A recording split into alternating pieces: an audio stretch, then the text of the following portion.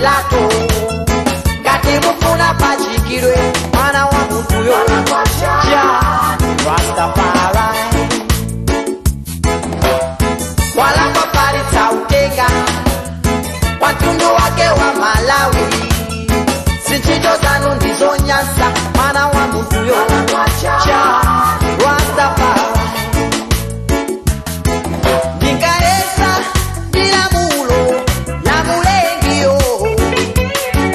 kuti iwe usachote moyo wangao nanga lelo ndijiyani matafaleyo kufikila siku la lelo alimandamo koma tsiku litafika la chilungamo ndilibe naye chifukwa mupite naye kwa Pilato ngati mufuna pachikidwe mwana wa munthuyo ja Rastafari walakwa palitsa utenga wa mtundu wake wa Malawi zinchito zanu ndizonyansa mwana wa munthuyo ja Rastafari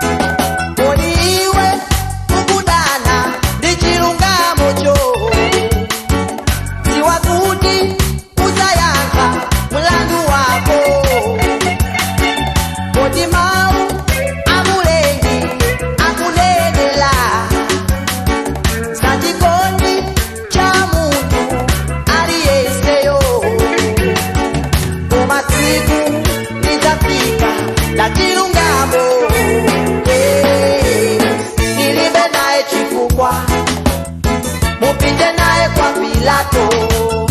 ngati mufuna pachikidwe mwana wa munthuyo ja Rastafari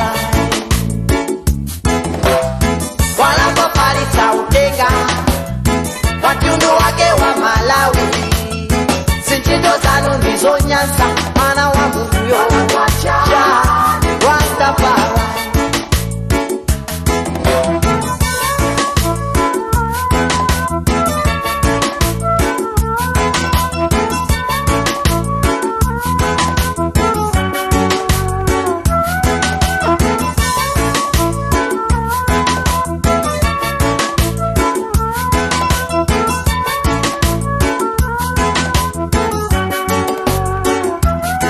chikadakala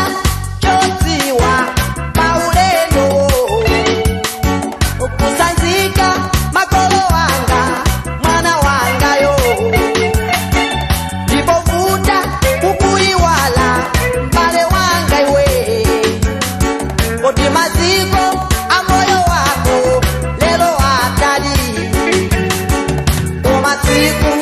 litafika la chilungamo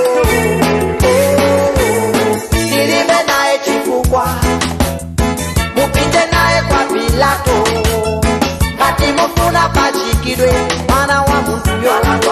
ja Rastafari walakwa palitsa utenga wa mtundu wake wa Malawi